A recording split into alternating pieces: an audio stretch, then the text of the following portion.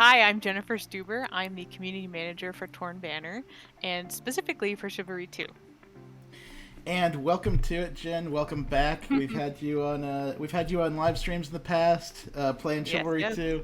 We've been soldiers at arms on the battlefields, and Teammates and enemies. it is so lovely to have you back. And for a good occasion too, as part of Shacknews E6, twice your monthly allowance of gaming ease as we prepare our coverage for this amazing week. And y'all got some very excellent things going on in Chivalry 2 as well. Can you tell us a little bit about if I have this right, the Tenosian update? Yes, it's a long list of awesome stuff coming on June 12th. We are releasing on Steam finally, and we are releasing the Tenosian Invasion update, which has so many things in it. Big key things are, of course, horses are in the game now. We have 4 new maps, 2 new team objective maps specifically, and then 2 TDM maps or team deathmatch. We have a whole new faction, which is TENOSIA. So they have a whole new set of customization. They have 4 new voice options. It's going to be crazy. And like there's even more after that. So we have special new helmets. We have the console server browser. Basically, we're going big, and we are committed to doubling the size of Chivalry 2. With this update, we've definitely hit the mark. Console server browser is a huge deal for players like me. Like, this game has crossplay. You can play between console and PC, and like, I have friends on PC. They have to find our server. We have to figure out our server is for them to join us. So being able to spot the server that we're actually on console and be able to join up with our PC friends, that is a big deal. Yeah, we're super excited to be finally bringing this to console players. You said it right. People have been waiting for this for a long time. You're going to be able to hit that server browser button, pick a server, tell your friends what server you're in, and you're going to be easily able to match with each other. Excellent. And with the arrival of the Tenosians, are we going to see 3-way battles in Chivalry, or is it still going to be 2 factions? It's definitely something we've toyed around with. All of the maps this update are just, one faction versus another, but I'm not ruling it out just yet. Awesome. And like horseback, let's dive into that too, because that is also a huge deal. Like, mounted combat has been around forever, and being able to do this, and like Chivalry 2 was already like large scale battles, huge maps, and being able to jump on a horse and like actually have a joust with another knight, that sounds like a blast. It's definitely going to be a blast. So this is another thing that we've been working under the hood for a super long time. Definitely one of the challenges with introducing horses is we want horses to be fun, period. We don't want players who are using them to feel like horses are super overpowered. We don't want players on the ground to feel like they're getting demolished by horses. And we know that this is something that other similar games have struggled with, is horse versus non-horse combat. But the feedback during our public test that we held, where players got to play this update early, like 100% positive feedback about this balance that we've struck. And we are just so excited for players to finally be able to ride around with lance in hand, bowl each other over. And what's really exciting is that the new team objective maps, they have cavalry spawn waves. So you can just choose to spawn on horseback. In your next life, you'll spawn on a horse. And what's really fun is that certain maps have these kind of long layaways. Especially, there's a point where you spawn on a bridge and both teams just spawn on horses and are running right towards each other, and there's huge clash that happens. And it's really something that we haven't shown in Chivalry yet. And I know that everybody who's seen it so far is super hyped for it. And are you confined to what weapons you can use on horseback, or can you use pretty much anything that was already available? You can use anything you want. If you want to use a sandal, the range is pretty small, but you can do it. When you spawn on a horse, you'll spawn with a lance, which is a weapon that'll eventually break. So, after a certain amount of hits, the lance will break, and then you can swap to your main weapon, or you can, get off, steal another weapon, use whatever you want. If you can pick it up, you can use it. So I can fulfill my dream of jumping on a horse with a beehive in hand and chucking it at somebody as I ride by. You know, I'm not gonna knock it. If that's your strategic plan, I'm all for it. And I gotta ask, because like there's already a lot of weapons in this game. What has it been a challenge adapting the weapons of Chivalry to being either on ground or on horseback? Definitely a challenge. In particular with some of the long-range larger weapons like the Highlander sword. I know there was definitely community concerns about how that weapon would fare on horseback, but this is something that we are constantly iterating on. We saw during the public test that the weapon balance seemed very strong, very fitting. But if it's something where players maybe develop a new meta and one weapon really tends to shine more than the other ones, we're not afraid to revisit the balance. But we feel like it's really in a good place right now. And like I can imagine with this new feature, you'll have a lot of players that are wanting to race for that horse. Like, how do you play the balance between making sure that everybody has a chance? Like, it's your turn on the horse. You can get on the horse. How do you make sure everybody gets a chance without having to fight over it? That's actually a problem we had in the test as well, where when you get a prompt to spawn on a horse, you have to press a button to do so. So those of people who can press it a little faster definitely got to use the horse a little bit more frequently. Internally, we've discussed ways to have it pop up earlier so players have more warning about when they need to opt in. So kind of gives everyone a fair chance. But it is, timing based. You do have to choose to opt in. So, definitely be ready to press that K button on your keyboard. Nice.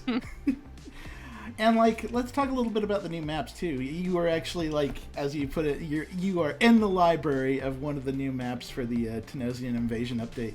Can you take us a little bit more into the details of these new maps? Yeah, so right now I am in the Rising of Askendir, which is very Alexandria inspired. So in this map, you actually spawn, if you're Mason, you spawn on a boat, and your first objective is to take down a Tenosia lighthouse. Once you do that and kind of progress to the rest of the map, the final objective is where I am now, which is the library. And the Masons are basically there to burn down all the Tenosia knowledge. Tenosia as a faction is a little bit more advanced, a little bit more, we could say intelligent, scientifically speaking, mathematically speaking. And because in our other map, Breach of Bodwin, in that map, it technically comes first in the lore. So in that map, Tenosia is striking back at Mason for taking their land. So in that map, there's this giant bulwark or a giant wall that Tenosia is kind of spawning in the desert, walking all the way through the map, walking through a market, to the final objective, where there's this giant wall that you have to bring your large gunpowder cannons and fire these cannonballs to break down the wall. And that one in particular is really interesting and exciting because that's the first time that we've had like actually in both maps, such large-scale destruction that happens as an objective, like this lighthouse falling down, the wall falling down at the end of the map. It's definitely very cinematic, and makes you feel like really embedded in the gameplay when you can see the world around you falling apart with your actions. That is amazing, because like these worlds were already immersive. I remember back when we were live streaming and in my private time, like looking down the beaches on some of the maps and seeing the ships off of the coast, and then being able to look forward to like where I'm attacking and seeing this giant castle in front of me. Like these maps were already vast, and the idea of like adding more life, like a whole structure falling down, that sounds magnificent.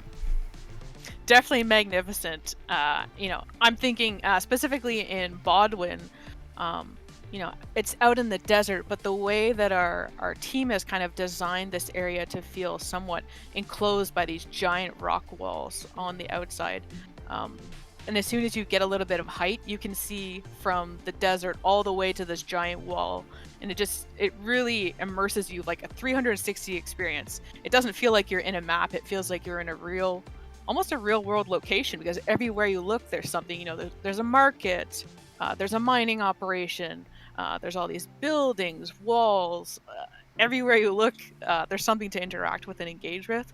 And it really gives a player a lot of room to, of course, play and battle each other, but also explore new options.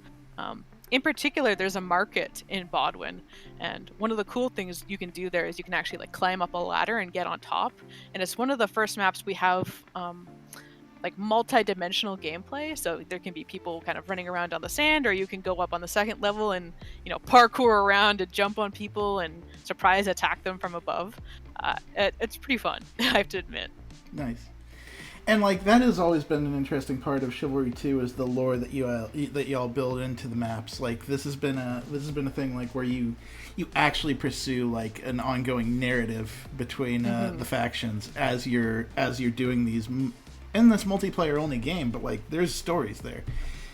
And I think that's, sorry, I didn't mean to interrupt you. Oh, go ahead. I think it's really critical to have that lore within Chivalry 2. It really embeds the player in feeling like they're fighting for something. You're fighting for your faction, you're fighting for your leader, depending on who you're fighting for. If you're, Agatha, Mason, Tenosia, you get kind of really involved, and we see that players really centralize with one faction or another. Especially on our Discord, you can pick a role that you want to represent. So people are serious about it. You're either an Agatha Knight, you're part of the Mason Order, and now we have the new Tenosia faction. It really adds a new layer of depth, I think. Yeah, for sure. And I wanted to ask, when building out new content and these huge expansions like what we've got here, what comes first? Do y'all think about where you want to go with the story first, or do you think about what mechanics or expansions or various gameplay elements you want to design first? What comes first, I guess, the chicken or the egg in this case? The chicken being the gameplay, the egg being the story. I think it varies from time to time. Definitely with the Tenosian invasion update, we knew that we wanted Tenosia to make a return. And it did exist in Chivalry 1. Part of the reason that they're coming back in this update is because they were ultimately kind of defeated by the Mason Order in Chivalry 1. So when we brought them back, we wanted to obviously give them an opportunity to kind of attack on Mason ground. Well, previously Tenosia ground. They wanted to retake their homeland. So in that kind of way, we definitely are focused heavily on the lore, and then we figure out where do these battles take place within the world map. So we actually have a map for all of Chivalry 2, which is kind of in the north mostly Agatha, and then in the south is Tenosia, which is warmer climate. So it is all things that we consider and think about. There's definitely times where we will think of certain mechanics that we want to introduce, maybe multi-level gameplay, which we introduced this time around. We want to use more big, heavy weaponry. But the problem with doing that before is the gunpowder and stuff doesn't really fit in with Mason or Agatha, and what, I guess, lore-wise, what we have assembled for them. So this definitely gave us opportunity to bring in those new mechanics, because it makes sense for Tenosia to do that, because they're more advanced, more scientific, more knowledgeable. So it's definitely a mix, I would say. Yeah, and as you mentioned, we're talking about a faction that came from the first game and is sort of rebuilt itself over the long time that now Agatha and Mason Order have been fighting with each other. So we have Tenosia kind of creeping up from the shadows looking for revenge. Definitely looking for revenge, big time. They are not impressed that they've lost part of their land to the Masons, and while the Masons have been there, the Tenosians do have an advantage that they're used to the hotter climate. So, I would definitely be worried if I was a Mason. Nice. And not only are we getting so many cool new features, we're getting horseback riding, new maps, a new faction. This is also, as with most big expansions, this is also the opportunity for Torn Banner to go back and revisit balancing on a lot of on a lot of different gameplay features and weapons. How does the team prepare, like, how does the team approach looking at its previous stuff when preparing these big updates? Like, how do you keep from that situation where you have a crowd of people like, you ruined my favorite weapon? I think that's kind of unavoidable sometimes. We've definitely seen a little bit of feedback, specifically to archery. Archery is a really tough thing. People who play archer love playing archer, and people who don't play archer don't like archers. We saw, so, even when we were streaming before, yeah. we saw a filthy archer in the chat a lot. Yeah, it is. It's a difficult thing to balance, and it's something that we are actively doing all the time. So this update, we did a damage nerf to the crossbow, which is kind of met with mixed feelings, depending on whether you play archery or don't. And I think when we're addressing feedback, we're looking at, first of all, what the community is saying, but also we look at our internal data. So we have a lot of access to data of like what weapons are doing the most kills, what weapons are people using when they're being killed, and we can kind of use that data and use feedback from the community at the same time to see, what weapons need to be addressed. So specifically in this update, we're also addressing the Warhammer, which we found to be a very strong weapon. So it did get a little bit of a nerf this update. But if an update comes out and it turns out like a nerf is too strong, it's not enough, that's something that we're always willing to revisit. And that's got to be an interesting balance to walk. Like, does the team share like transparency with the stats that they're looking at when it comes to sharing with the community? Because like I said, that's got to be a fine balance to walk, where you have folks out there that are like, confirmation bias is a thing. You have folks out there that will be like, of course the crossbow deserves a nerf. That's what I've been saying this whole time. Yeah, in the past, more about map balance. So in a previous update, Coxwell, another one of our maps, got a little bit... The balance changes that were made there were ultimately decided to be not great. So we had to kind of look at our data and present that data to the community to see why we made those changes. And ultimately, the community influenced us to say, hey, maybe our data is not good enough and we need to make some improvements there. When it comes to weapon data, I think that there hasn't been a scenario where we've needed to kind of lay out all the details, but we're definitely not against doing that. I think that the general nerfs and buffs that the weapons do, I think we've been in a good place so far, and the community has, generally seen that it's kind of good for the game overall, even if it is their favorite weapon. They kind of understand where their nerfs are coming from. But yeah, I would say transparency-wise, we're definitely willing to be as transparent as we need to be and as the community feels we need to be. Yeah. Fair enough. And I just read here and got a little bit giddy. The horses can kick?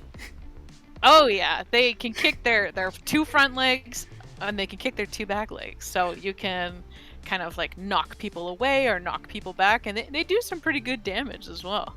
Oh my goodness. They're the same controls as they are for unmounted combat. So if you wanna kick, then obviously you kick, and if you want to front hoops, then you're jabbing.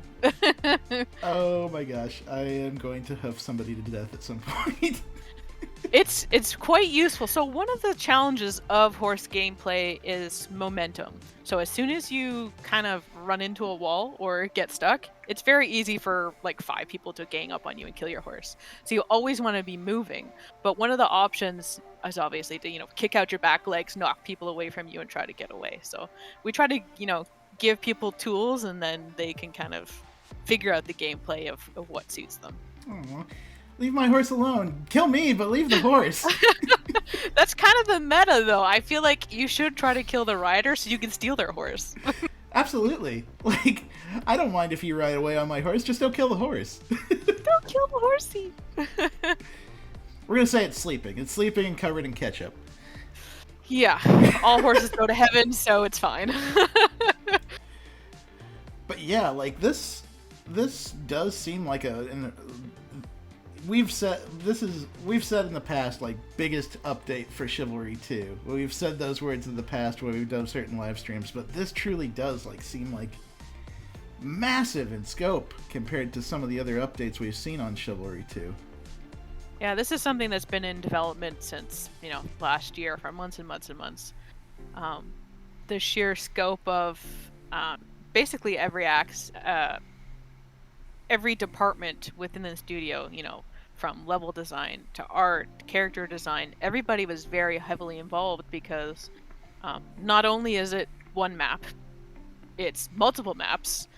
And it's also an entire new faction, which requires new armor. That's a whole new set of assets for the art department to work on. So something that's actually quite cool is that basically everything that's related to the faction is customized for that faction. So that includes, shields, the siege weapons that Tenosia is pushing. They're all customized for that faction. So, you have to develop all of that artwork specifically for that faction. It's definitely an intense undertaking, and but something that we're super proud of. Like, in a stream that I did with our art and level designers, you can really hear the passion and excitement that the team has for all of this work that they've had to keep secret finally getting out to the players and getting in their hands. And it was extremely rewarding in the public test to have such a positive response to everything that we've done. And we're just really excited for it to come to Steam as well on June 12th, and all of those new people who haven't got to see it yet. That's going to be exciting. Yeah, what has the feedback been from PC players on that? Because like the game has been on Epic Game Store, but not on Steam since its launch. How has the PC community responded to it finally coming to Steam this June 12th? Definitely excitement. I think that we've stayed true to the promise of, it's been almost exactly a year to the day. We actually just had our 1-year anniversary on June 8th for Chivalry 2. So, exactly a year out, we're now going to be available on Steam and available to all of that audience as well. I think that those have been waiting for it to come to Steam will be pleasantly surprised at how far along the game is, and, how much it's changed since maybe they saw it's released on Epic Games. As I said, the game is literally twice the size of the content that released a year ago. So there's a lot of stuff for people to really dive in and explore. And all free updates, by the way. Like these haven't been DLC. These have been just available to everybody. Yeah, since release, we've done, oh gosh, let's see if I can name them all. Galencourt, Fight Night, Aberfell. I feel like I'm missing one. Tenosia Invasion, obviously. Mm-hmm. Every single, large content update is free content. And will there be, is there a chance, like, has the team talked about paid content at any point, or will it continue to be free updates for the foreseeable future? Yeah, for the foreseeable future, we're committed to releasing free support, free content for Chivalry 2 for as long as the lifespan of the game. Nice. Yeah. And like another very kind of amazing thing is like when we look at multiplayer games, like Dead by Daylight comes to mind, a few others come to mind. Usually the release dates for expansions like this are kind of staggered between PC and console. Y'all are doing it all at the same time. Has that in of itself been a challenge, or has that just been something that the team is used to at this point? Definitely a challenge. I don't know if you ever really get used to it. It's definitely difficult. I would say one of the more difficult aspects is performance related. So we obviously develop on Unreal Engine and we develop for PC, and then we take that content and put it on different consoles and make sure that it's running, as good as possible. There's also a lot of kind of back-end work that has to take place in order to put a game or put an update on different consoles that takes a lot more time than it does with computers. Like on Epic Games and Steam, if we want to push an update, all we have to do is, hey, we're gonna push a button. There it goes. It's up now. But with consoles, there's a lot of behind-the-scenes verifications and stuff that consoles do to make sure that everything is to their restrictions. So we have to kind of do that a lot earlier. So the content you're seeing now would have technically been finished, weeks ago. But we have to kind of send that over to the consoles and make sure that consoles, everything's running good with them before we can release the build finally, which is a long convoluted way of saying that the reason the other studios stagger it is just for, it makes more sense to kind of get it out on PC and then kind of do all the back end stuff. But I think because we offer crossplay, it's just, if we don't have all of that content going out at the same time, then they can't play with each other, and that would be a disaster. Mm-hmm. And where can folks find out more about what's next for Chivalry 2? Yeah, so next for Chivalry 2, one of the big things that we're tackling in our next update, which will be update 2.6 or the reinforced update, will be cross-platform parties officially. That's coming. Nice. In addition to that, we're also going to be tackling a lot of quality of life improvements. But if anybody wants to know like the super nitty-gritty details, we have a roadmap, which is a public Trello page at chivalry2.com/roadmap. So we definitely offer a lot of transparency there of like what is next on our to-do list, things that we're working on next. That can all be seen right there on our roadmap. And of course, folks can find Chivalry 2 on Twitter. Is that just Chivalry Game or? Yeah, on Twitter at Chivalry Game, and most other places at Chivalry 2. And of course, there is also the Chivalry 2 website where y'all post news and media. Yeah, we have blog posts for lots of kind of behind-the-scenes stuff over there on our website. Excellent. Well, that's just about everything I have. Is there anything you want to share with us to cap it off before we close it out? One thing, if you're wanting to purchase on Steam, if you join our Steam community, you actually get access to 3 special cool helmets, which is really fun. And if you own Chivalry 1 on Steam already and you buy Chivalry 2, you get an additional 4th helmet, which is really cool. It has like these big horns that come off the side, so definitely join the Steam community if that's something that you would like to do.